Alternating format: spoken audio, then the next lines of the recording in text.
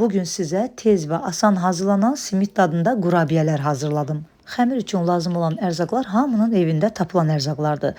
Qatıq, duru yağ, yumurta, şəkər tozu, bir çimdik duz, üzüm sirkəsi. Bunları hamısını yaxşı-yaxşı bir qaba əlavə edib qarışdırdıqdan sonra un, qabartma tozu, vanil əlavə edirik və yumşaq, çox az ələ yapışan bir xəmir yoğururuq. Unu hissə-hissə əlavə edirik. Sonda xəmir baxacaqsınız ki, çox az əlinizə yapışır. Bu cür olduqda daha un yox, hardasa bir çay qaşığına kimi üzərinə bitki yağı əlavə edirik və salam, xəmirimiz hazırdır.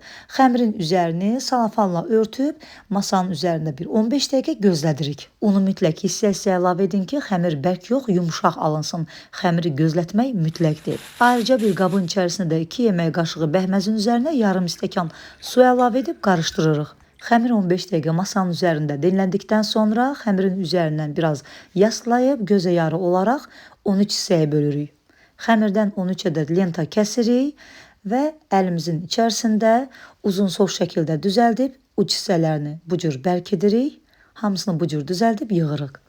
Onu da deyim ki, hazırlayarkən çalışın 2 pors birdən hazırlayın. Çünki yumşaq, dadlı, eynən simit dadında qurabiyələr alınır.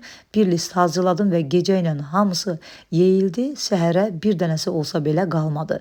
Hazırladığımız bu simit görünüşündə olan qurabiyələri əvvəlcə bəhməzli suya, daha sonra isə hər iki yüzünü bol ağ küncütə bulayaraq məsafəli şəkildə listimizə düzürük. Məktəbə gedən övladlarınız varsa mütləq onlar üçün hazırlayın, çox bəyənəcəklər. Sobanı da öncədən yandırırıq. Mən konveksiya rejimində 180 dərəcədə 30-35 dəqiqə müddətində bişirdim.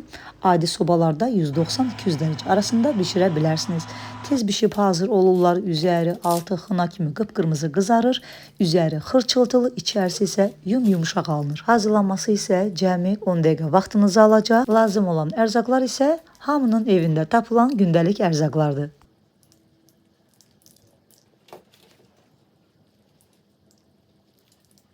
Videonu mütləq yaddaşa verin ki, resepti itirməyəsiz. Hazırlayanlara nuş olsun. Göz haqqınızı halal edin. Yeni videolarda görüşmək ümidi ilə. Videonu bəyənməyi unutmayın. Sağ olun, salamat qalın.